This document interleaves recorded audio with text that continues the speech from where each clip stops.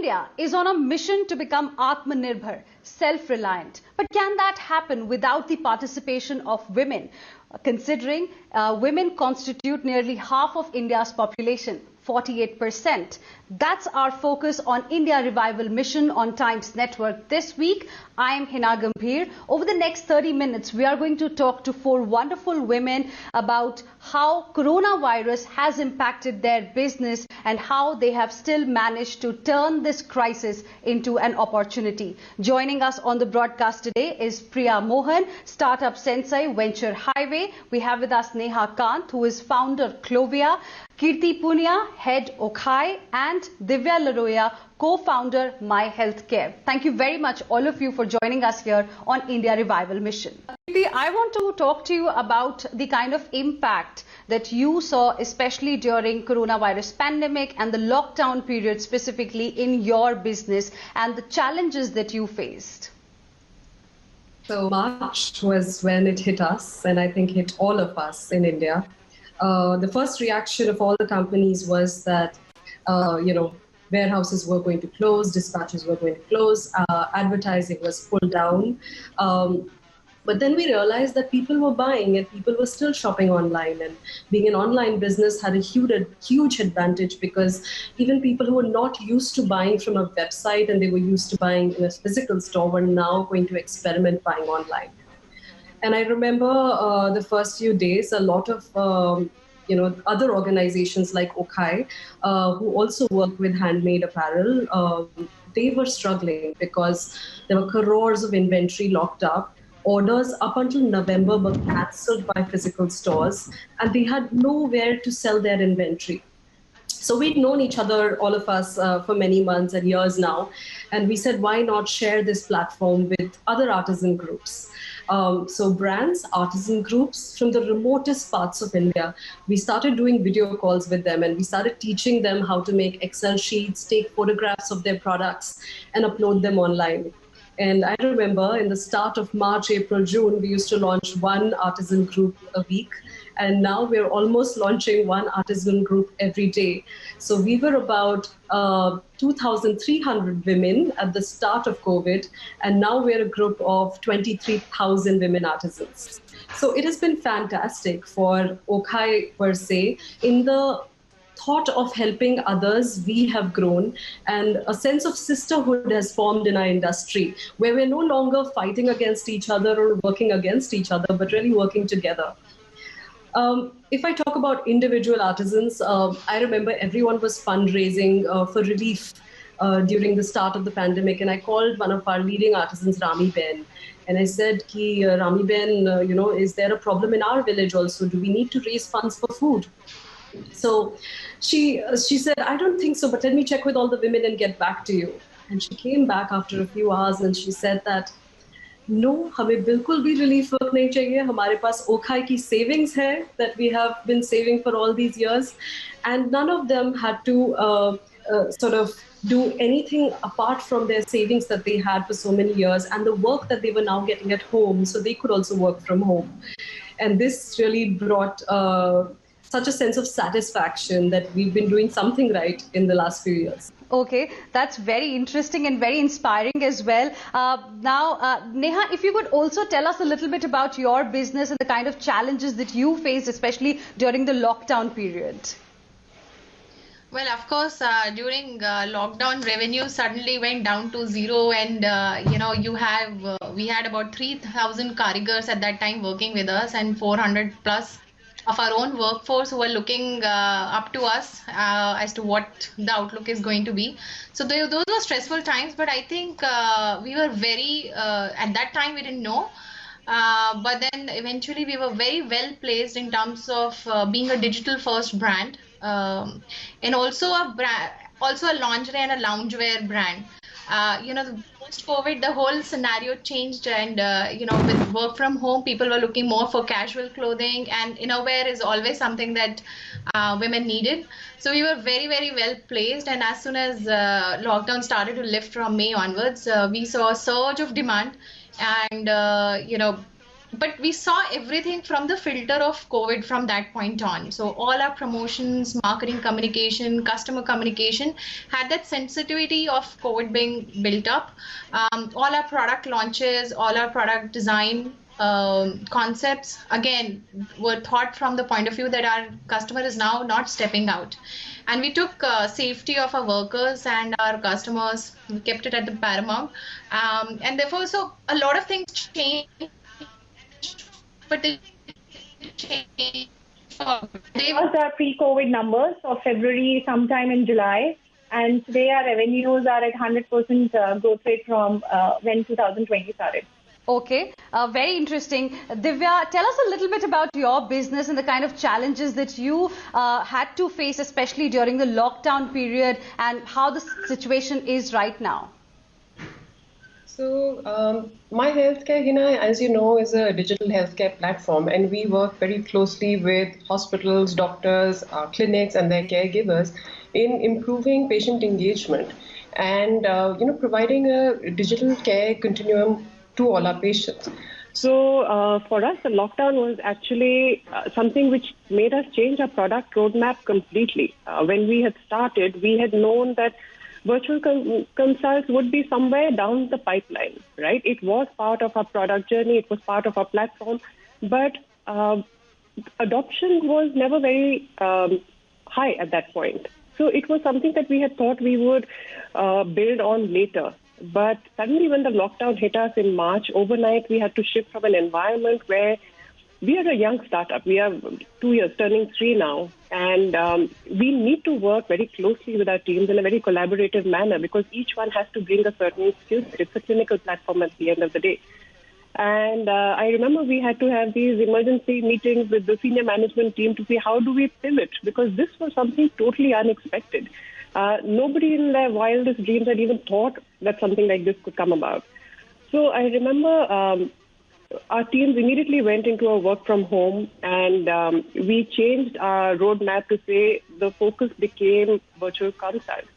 You know, according to the FICCI report I was reading the other day, it said that OPD consults had dropped by 80%. So all our clients who were actually hospitals suddenly had no footfall. So for them and for the senior consultants, COVID created another situation where it would have been a risk for them, both in terms of age and as super specialists, to be interacting with patients. So as a team, I remember it was, I don't know where days and nights went in us building the platform. Within 3 weeks, we were rolling out a virtual consult platform which met the compliance requirements and, which would be easy enough for doctors who are really not very adept at technology, if I may say so. It has to be an easy enough platform for them. So we launched our virtual consult, My Healthcare virtual consult platform. And while the adoption from patients was interestingly high, from doctors it took some amount of convincing. And then, as times have gone by, or over the next few months, we found that, yes, doctors were coming back because it was easy for them to use. I think mindset has changed a lot. If I look back from where we started in April and where we are today, the numbers on the telemedicine space have increased like something like 300%. So it's been a phenomenal rise. Obviously, revenues from different avenues or the pre-planned avenues have been impacted, but because we were able to pivot very, very quickly and, work in this space, definitely it helped us to be able to survive. It also helped us bridge and, I think, propel a new acceptance which has come about across all age groups for telemedicine. And the government came out with the telemedicine guidelines along with Niti Aayog and the Medical Council of India by March 2020, which really helped. So in all these years in the past, this was something which was always under discussion. But the speed at which it was rolled out in March, and now when you look at it, they have these guidelines which have come out for separate specialties as well. That is definitely going to add an impetus to healthcare as a sector in the industry, even post the pandemic. So it's definitely been good because, like I said, that adoption from both the clinician's perspective as well as patients across age groups. It's not just the younger generation who are used to interacting or, using digital media, but more from even patients who are in the 50-plus age group. There has been a phenomenal increase in numbers and adoption from their side as well.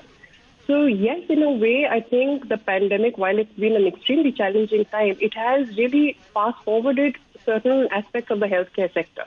In fact, hasn't it accelerated a lot of things that, we all had to do in our life? For example, getting onto the digital platforms, everything was being planned, but suddenly everything is on phone now, everything is happening digitally. Isn't it, Priya? Hey, thank you so much for having me here. Yes, I think it's very interesting because I get to see this in a very vicarious manner. I'm a founder who turned VC recently. It's been a 2-year journey in the VC space for me. Boy, am I glad that I'm not in the founder's shoe during the pandemic, because I don't know how I would have reacted. I was just hearing Divya talk, and agility is completely important from the startup side. To answer your question, yes, I think there has been a fair amount of behavioral change from customers, right? And some of it is forced, and it's shrunk the time. COVID has actually shrunk the time for digital adoption. And you're seeing the effects of it in areas such as commerce, social commerce, like Divya said, telemedicine, and edtech, which is booming. So I think lockdowns, schools not functioning, inability of people to go out freely has accelerated digital consumption. What's also happening is there's a change in consumer behavior due to that. And what I mean by that is, think of it, people who always had, the need to go out to a grocery store and had to buy groceries. Today, when they had lockdown and, they're running short of groceries, they're forced to kind of at least evaluate and see if they're able to order online. And what this does is it actually takes a certain percentage of these consumers and shows them the convenience of digital adoption. So for some of them, this behavior is likely to stay. But I always, when startups come and pitch to us, it's also important to think and model out consumer behaviors post-COVID as well. To give you an example, in the case of education, right, things will change when schools open, right? Travel will come into play. The hours available in the kids will go down, in the hands of the kids will go down. Then how does the behavior of this digital adoption change? So you're right. Definitely there's a, increase in digital adoption. There will be a change in consumer behavior, but it'll be interesting to see when things go back to normal, what percentage of the audience continue to stick to it. And that's for the future to tell. Priya, if I may just add to what you Priya, were saying, you were yes. So sorry, yes, I was just adding to what Priya was saying, that in terms of consumer behavior, post the pandemic, what is interesting is that a lot of feedback that we got from patients who were actually using the video consult platform was that the convenience of it, the travel time that they were saving, the wait time that they were saving, sitting outside a doctor's room, the fear of picking up infections when you may just need to avoid hospitals, or even the availability of healthcare, which was available later in the day. It's interesting because when I look at the kind of bookings that we are getting, there are late night consults that happen on a daily basis, which means post 9 p.m. doctors are still available.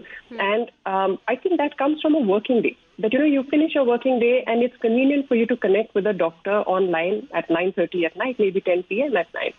I also find classes like in the EdTech space that you're saying, tuitions or extracurriculars, music classes. I never thought that would be possible, but that has moved to the online space. And in fact, my feeling as a parent would be that, post the pandemic, I would still prefer to continue a lot of classes online, because just by saving the logistics on travel and, saving on time in that sense. So, yes, I think there have been some very, very good behavioral changes that have come about.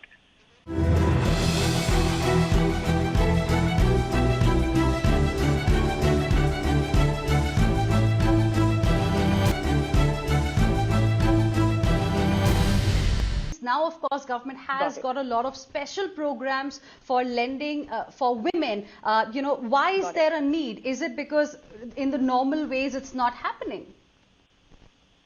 So actually, I'll answer it in two parts. Let's first address, the reason why there is a need to include women. And then there are two categories in that, right? Like one is probably at the MSME and other, self-help group kind of areas. And then, come to areas such as investment banking or venture capital or even women founders, right? It's just amazing. We have 3 other women founders in this panel. Let me just talk about the area I know better, which is my theories on why there are very few women in these areas. And I think 3 main reasons, right? I think we need to increase the top of the funnel. When I say increase the top of the funnel, the number of women who are hired, at least in venture capital space, if you see the ratio of, the number of women versus men who are hired even at the entry-level position. And, because if you don't have that funnel, then the number of people who can grow into partners and principals obviously reduces. The second thing is, VC is a long-term game. So how do you get people to get comfortable with lateral hiring? How can you include diversity as a strategy in recruitment? And this doesn't apply only to VCs. I'm talking about companies, right? Like at a CXO level, at a senior position level, how do you actually have diversity as a strategy? And, one of the things, it's interesting in so many boards, and I'm sure you would have heard in so many of your panel discussions, women represent 50% of everything, right? But what are we doing about it, right? And how do we kind of, at a very basic level, if we all agree that there's a different perspective, there's a different execution style, there's a different energy, there's a different empathy that we bring to the table, then it's just at best an important opportunity for businesses to include women so as to just score on that extra opinion, extra decision-making power. So those are my theories on that. Now, why is there an extra stimulus needed for women? Very interesting. Because, thank you. Why is there an extra stimulus needed for women? I think stimulus is needed both tangible as well as intangible, right?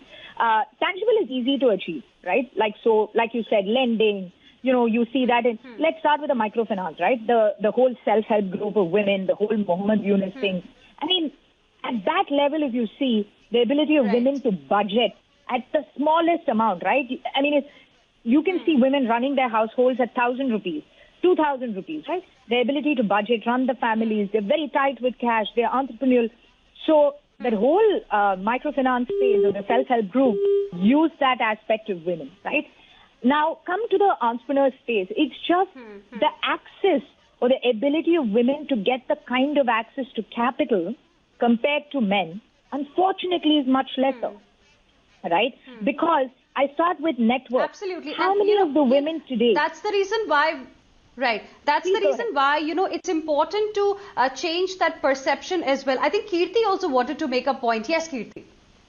So I now have 2 points to make. The first one, I wanted to add to the changing patterns. While we all saw a shift towards digital experiences, I can tell you right now, and you'll see this evolve until March, people are craving physical experiences. And we've started to see across social media, there's a drop of usage. People want to go out.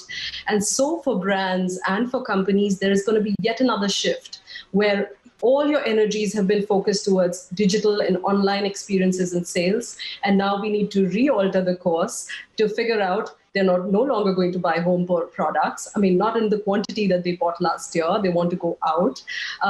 They want to have something real and outdoors. And the second point, I think, to the discussion on women in business, and I want to share, it's scientifically proven that women are actually mentally very strong, right? They have a lot of mental resilience. And men have a lot of physical resilience.